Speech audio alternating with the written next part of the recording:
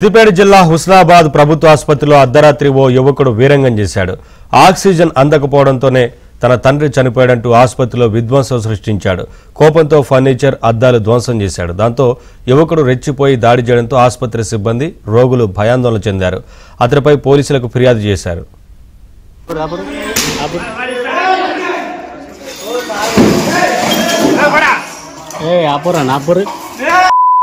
వాడి సోనాడు తింటున్నానా అవసరం లేదు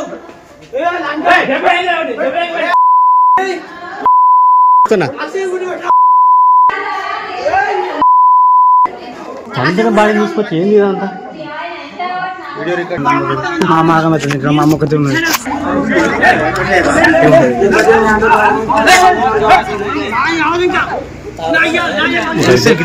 ఇద్దరు నా పక్కబండి కొంచెం పల్స్ తక్కువ ఇక్కడికి వచ్చి పలుసు లేదు సార్. రావడానికి బాడీ తీసుకొచ్చారు.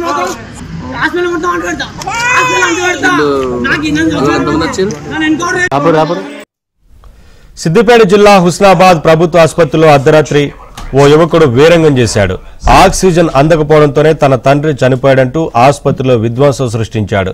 కోపంతో ఫర్నిచర్ అద్దాలు ధ్వంసం చేశాడు. దాంతో యువకుడు రెచ్చిపోయి దాడి చేయడంతో ఆసుపత్రి సిబ్బంది రోగులు భయాందోళన చెందారు.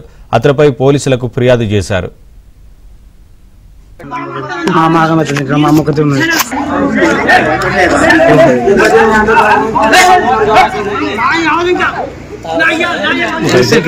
ఇద్దరు నా పక్కబండి